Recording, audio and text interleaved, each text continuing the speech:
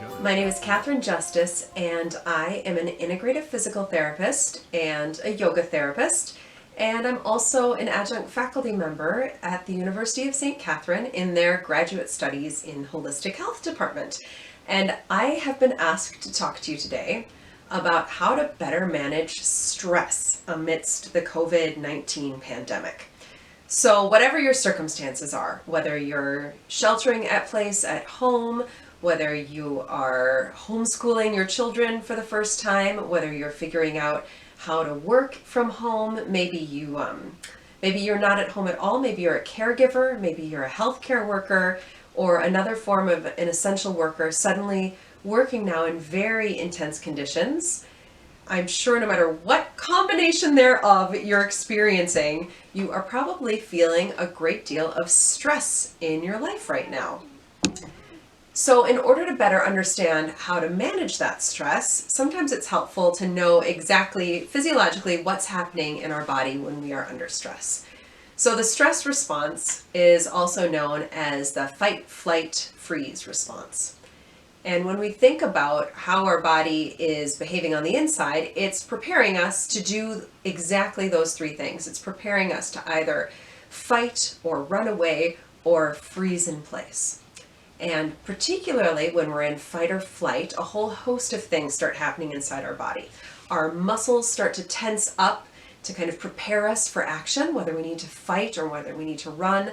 Our heart rate speeds up. Our breathing speeds up. We start to breathe very shallowly up into our chest, and a whole host of neurological and hormonal responses happen in the body to prepare us for an emergency.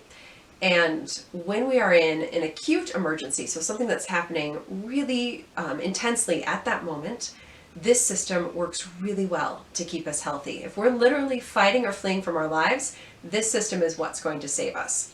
The problem is when it's not an acute stress, but it's a long-term stress or a chronic stress. Stress that lasts for hours to days to months to years. That chronic stress puts us in that state of chronic fight or flight. And when we're in chronic fight or flight, we tend to have kind of muscle tension that never goes away. We tend to have this rapid, shallow breathing pattern. We have a whole host of risk factors that come into cardiovascular health and metabolic health, as well as mental health with increased depression and anxiety and some deep unhappiness that can come into our body and into our psyche from that chronic state of fight or flight. And another byproduct of that chronic stress is a compromised immune system, which is very dangerous right now. So that's the fight or flight, but we also have this freeze response. And the freeze response, you see this happening in the wild when an animal, as a last resort to escape a predator, will just fall on the ground and play dead. And in humans, we don't always, just go limp and play dead. What happens is when a stress is extreme, when it feels inescapable, something you can't get away from, or when you have those moments where your body is telling you you need to do something physically with your body, and your brain is telling your body, no, we can't actually do that thing that instinctually we really want to do. When there's that conflict between our head and our body, we can enter into this more subtle form of this freeze response. And how it manifests in humans is it manifests as dissociation. So it's this time where our body and our mind become separated, where we're no longer tuned into what signals our body is giving us in order to ignore them so that we can handle the crisis at hand. And again, if we're talking about a short-term acute stress, going into that freeze response is actually helpful. It's adaptive and it helps us survive and get through the stress. But if the stress that we're dealing with, again, is long-standing, ongoing for hours, days, months, years, that chronic freeze response leads to this really extreme form of dissociation, of separating our body from our mind, our emotions from our mind, and it leads to trauma being stored in the body. It leads to deep states of unhappiness and oftentimes deep mental illness or depression, again, anxiety, and a feeling of disconnection, of not really being present in your body and with your emotions and in your life. And along with that also comes a compromised immune system. Right now in our current environment with COVID-19, under the shelter-in-place ordinance, we are culturally experiencing this freeze response. So our bodies are probably giving us these messages like, we need to do something, this is a huge emergency, we need to be fighting it somehow, we need to be active.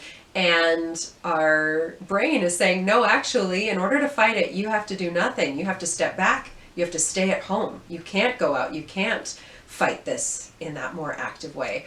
Or maybe you are leaving your home because you're an essential worker. You're a healthcare worker. You're a caregiver, or you work at a grocery store.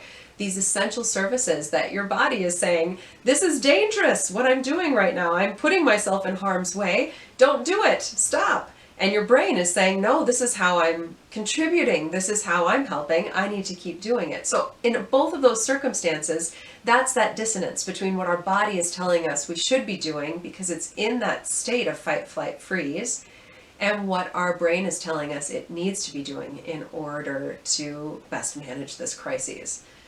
And on top of all of that, we have all of the media messaging kind of constantly reinforcing that sense of emergency and that sense of danger that we're under. And so that recipe of all of that media messaging and that dissonance between body and mind is setting us up for a whole host of physical and psychological dysfunction if we let it run wild. So, now that I might have put you in a little more state of stress when I'm explaining how stress puts you at risk, now we're going to learn what to do about it. And the good news is there is a whole host of things that we can do about it.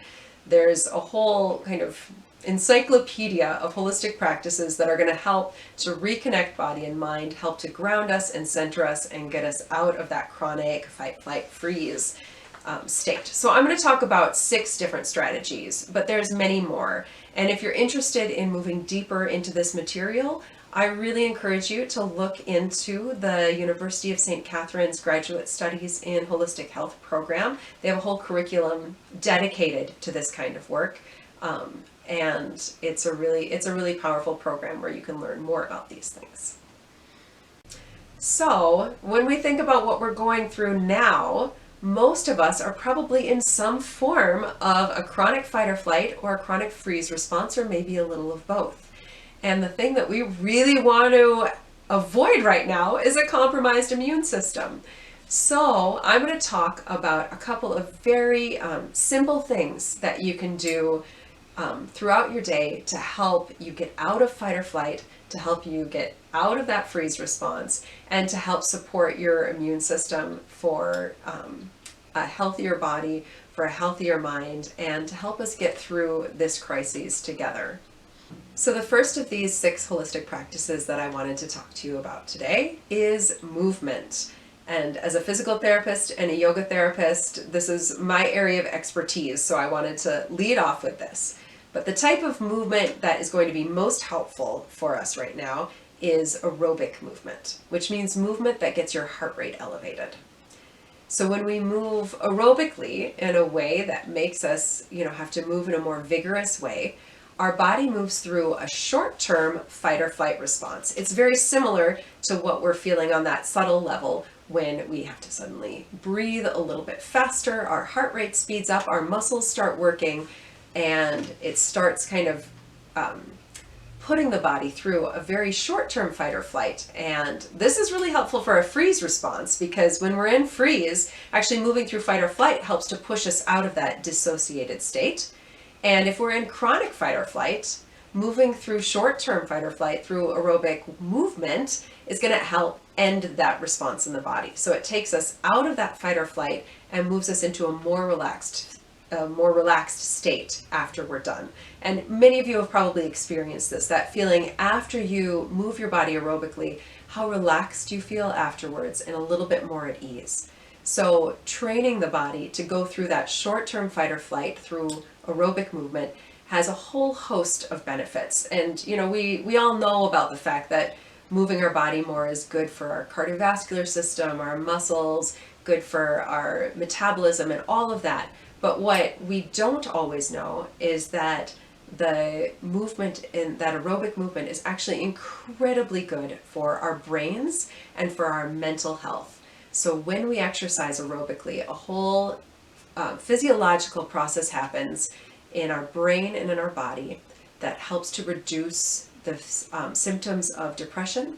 It helps to reduce symptoms of anxiety, and it helps to better focus our mind. So we are able to think more clearly, and we feel more in a better state of emotional balance. We feel better, and there's true science and physiology behind how that happens. And this type of aerobic movement, it can look really different from one person to another. It might be walking or running or biking for some people. For others, maybe you play a game of tag with your children. Maybe you do some more vigorous vinyasa style yoga.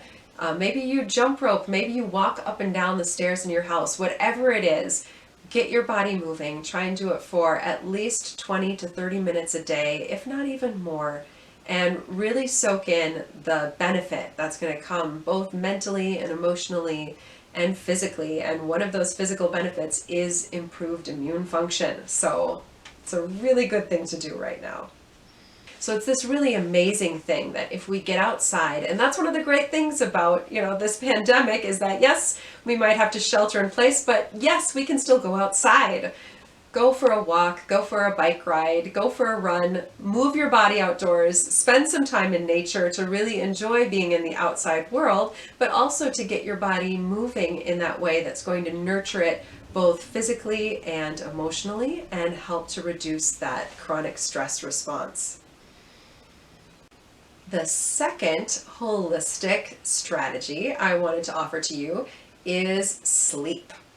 So a good 7 to 9 hours of sleep every night is the foundation of well-being. It is absolutely necessary for our whole body to function at its optimal level.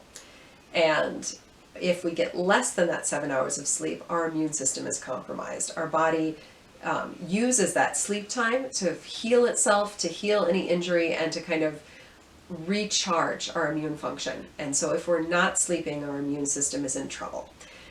So it's one thing to say, you need 7 to 9 hours of sleep every night. And for a lot of us, it's another thing to be able to actually get that 7 to 9 hours. So I'm going to talk to you now about some strategies to help you sleep better and longer.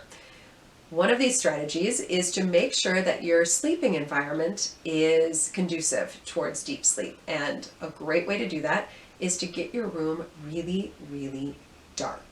Sometimes even the light of the smoke detector little light is too much for people. You can put tape over that light. You can get blackout curtains, or you can wear an eye mask to cover your eyes at night. Whatever you can do to get your room dark, it's going to help to stimulate the production of melatonin. And melatonin is a hormone in our body that helps regulate our day-night cycle and helps us feel sleepy.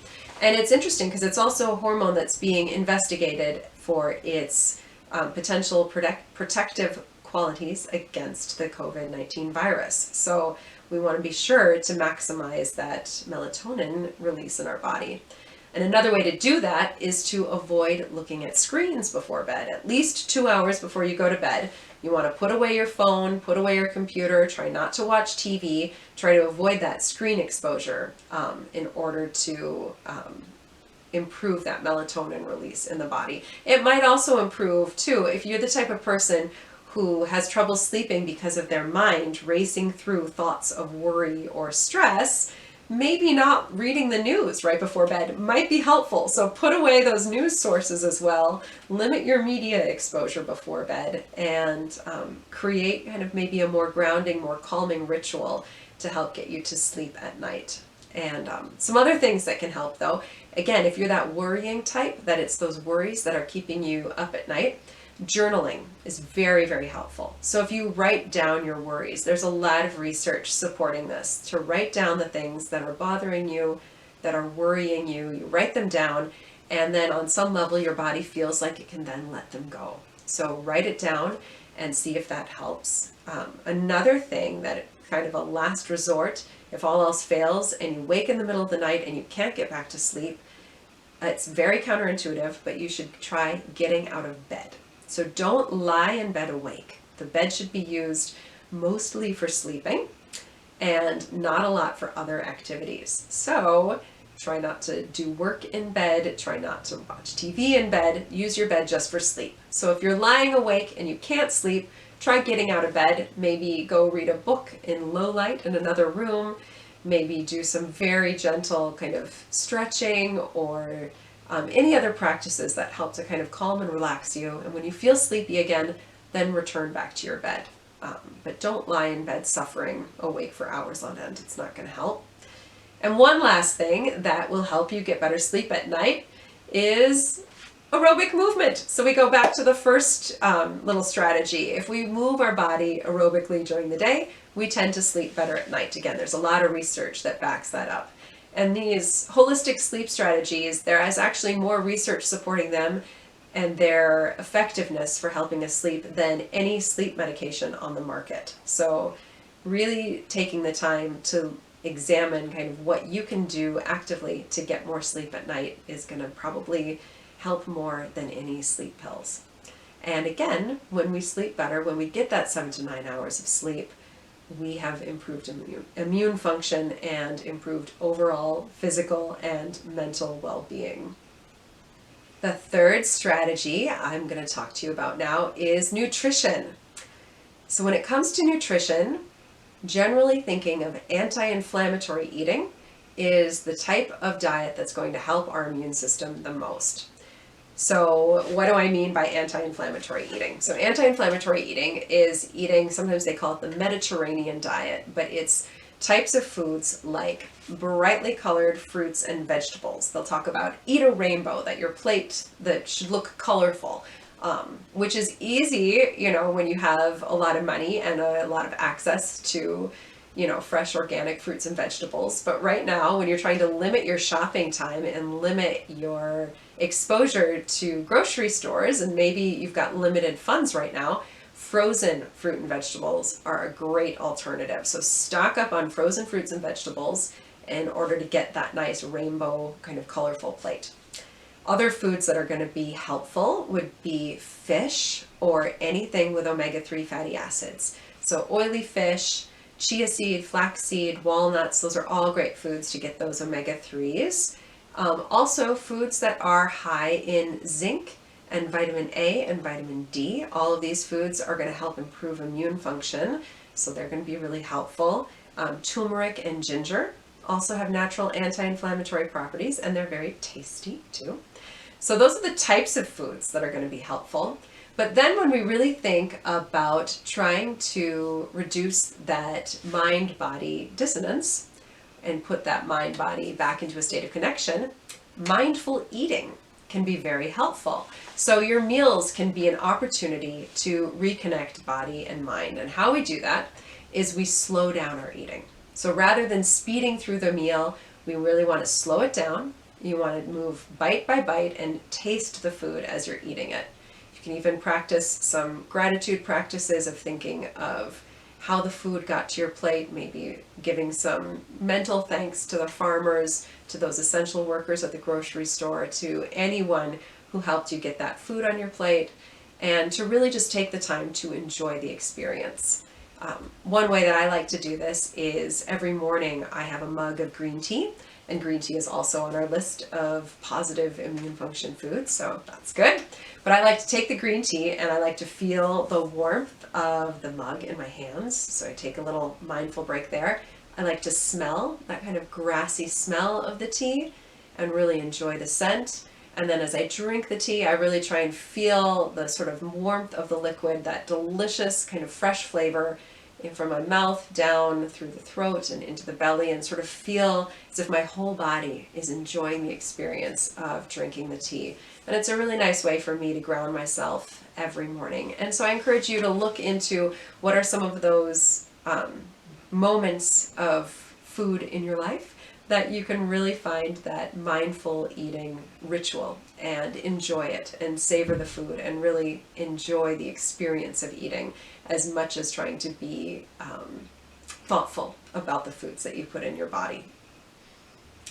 So the fourth holistic practice that I want to talk to you about now is finding ways to practice self-compassion and nurturing.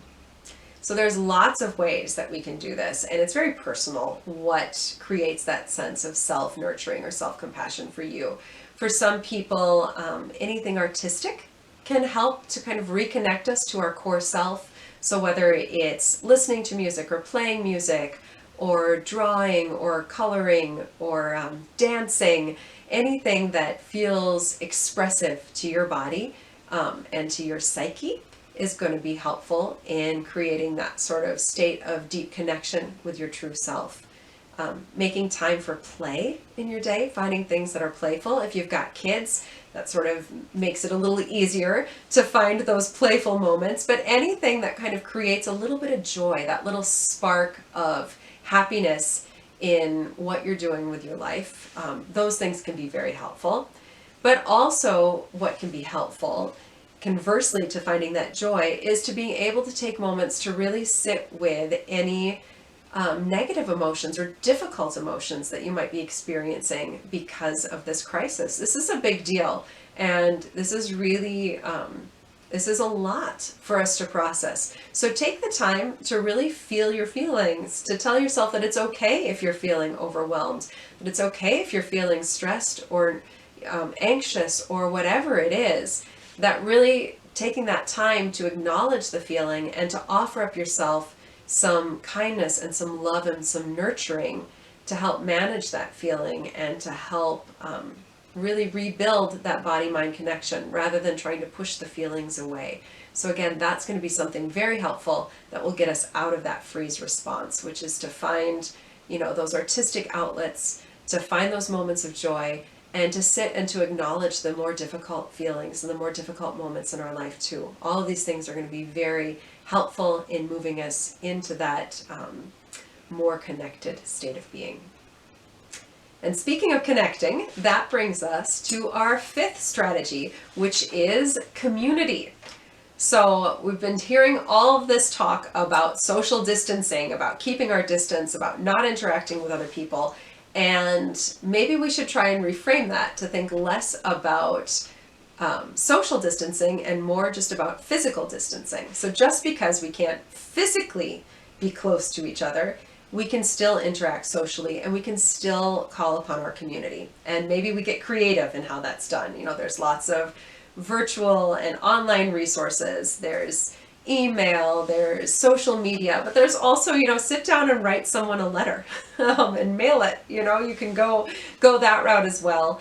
But really finding ways of connecting to the people who matter to you. You can find time to talk on the phone or time to, do a FaceTime or a video chat, some way to really connect deeply with people. One of the phenomena that's going on right now is that this coronavirus pandemic is happening everywhere. It's happening to everyone. There's not a single person on the earth right now who is not affected by this. So on some level, we are tapping into this common humanity. This is a common human experience that across the board is affecting everyone. And because of that, if we really can feel that, we can feel like what I'm experiencing now on some level is a shared experience. I am not alone. We are all in this together, and we are all going to work through it together to find ways of connecting to that feeling and connecting to the instinct that we are all going to help each other through this, connecting to that universal sense of humanity and sense of kindness and our desire to care for each other. The final self-care practice that we're going to work on today is mindfulness and deep breathing. And there's lots of ways to work on these skills, but we're going to do it today through a guided meditation. But if sitting meditation is not something that you resonate with, you can also practice these skills through gentle yoga. You can practice it through Tai Chi or Qi Gong or any of those mind-body movement disciplines where you can combine deep breathing and mindful movement. But the rest of us are going to do it through seated meditation. So you can come to sit, and you want to sit in a position where you have your legs uncrossed, your feet on the floor, and your spine tall. If you can comfortably sit away from the back of the chair to get that nice tall spine, then I offer up that as an option for you. But you can close your eyes, and with the eyes closed, go ahead, take one hand to your heart and one hand to your belly. And the first thing we're going to do here is just some mindful breathing. So just noticing how your body moves as you breathe. Particularly noticing where the movement is in your body with your breath. Is most of the movement up in the chest? Is there more movement down in the belly? Is the movement into your back? Where do you feel it?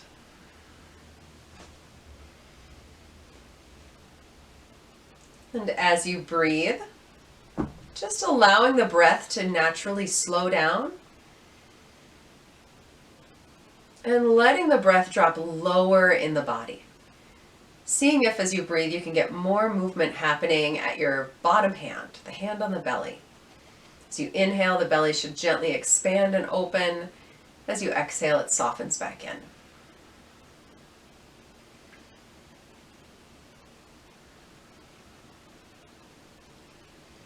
If you notice a lot of movement happening up in your chest, see what you can do to relax the shoulders, relax the chest. Let the breath find its way down low in the body. When we breathe in this way, breathing low, using our diaphragm, it's a natural antidote to the fight or flight response in the body. Breathing into the belly with this slow breath triggers our body's natural relaxation response, which flips the off switch to our fight or flight. Breathing in this way is not going to change the stress going on in the outside world. But what it'll do is it provides a little protective barrier against that stress from the outside world reaching your inside world, reaching your body. It keeps your body in this state of relaxation and calm, creating this sense of shelter and this sense of safety inside your body, right here, right now. You can keep the hands on your belly and your heart, or you can just let them relax down into your lap. But keeping your attention focused on this slow, deep breathing.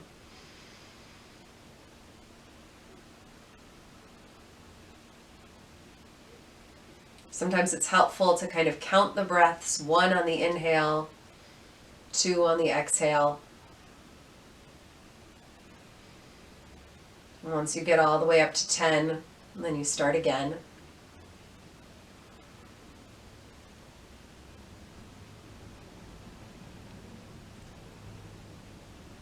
And if the mind wanders, which it always does, that's then an opportunity to just bring your awareness back to your breath. And it's that practice of bringing the awareness back to the breath, that's what creates mindfulness. It's noticing when our mind starts to run away and strengthening that ability to bring it back, to rein it back in. And when we rein our mind back into the physical sensation of breathing, the physical sensations of the body, we're reconnecting that body-mind connection. We're plugging it back in. We're moving out of that freeze response into that state of reintegration.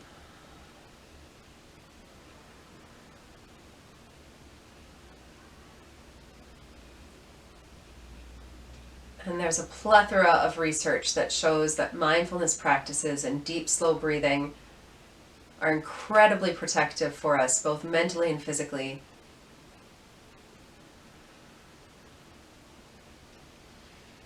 When we think about the coronavirus as a respiratory virus, learning to take slower, deeper breaths might literally save your life.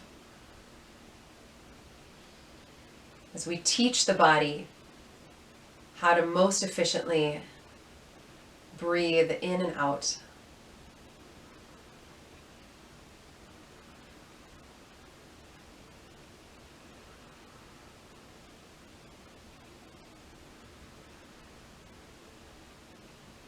Following this awareness for your breath for one more full cycle.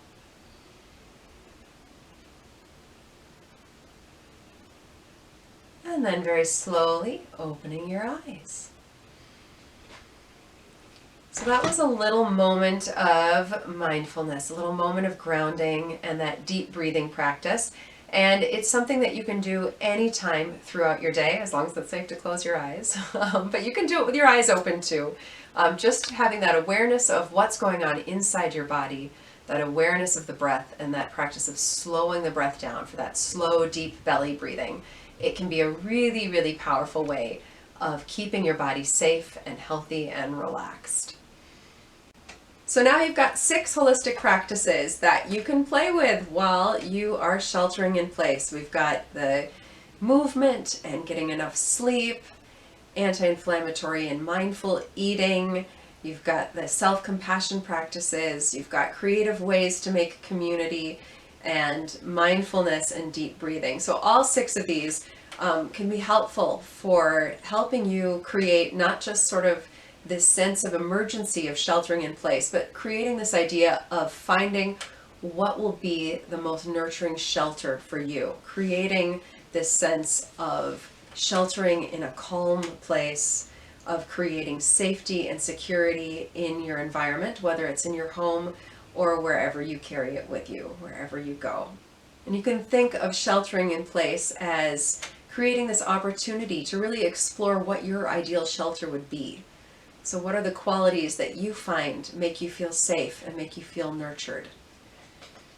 And who knows, by being more mindful and creative about our self-care and our well-being now, maybe we're actually creating something amazing that we can carry with us after this crisis has ended, and that we can get through this crisis by becoming stronger and more resilient and more able to take care of ourselves and others than we were before it began. Maybe something good can come out of all of this.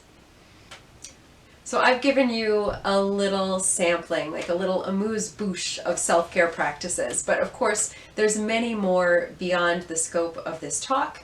And again, if you're interested in this, I highly encourage you to look at the resources that the University of St. Catherine has in their graduate studies of holistic health. I'm putting the website here that you can pause the screen and follow the link and go and explore their program. There's a lot of great things there. I'm also linking you to my website, which is Art of Yoga with dashes between the words, art-of-yoga.com. And there you'll find more information on my background and my teaching and my practice, as well as some more free resources that I have up there of some free guided meditations and some free YouTube yoga sequences that you can follow and practice as you see fit. But thank you so much for taking the time to take care of yourself with me today. I'm really grateful to the University of St. Catherine and to the Graduate Studies in Holistic Health Department for inviting me to come speak to all of you. It's really, it's something that I feel very personally passionate about, spreading the word of how to take care of ourselves, how to better manage stress, and how to really find ways of deeply connecting with ourselves and with others, recreating that body, mind, spirit connection, both internally within us and externally within our communities.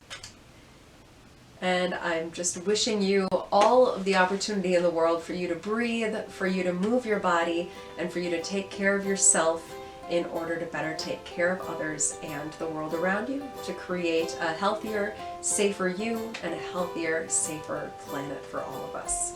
Thank you so much.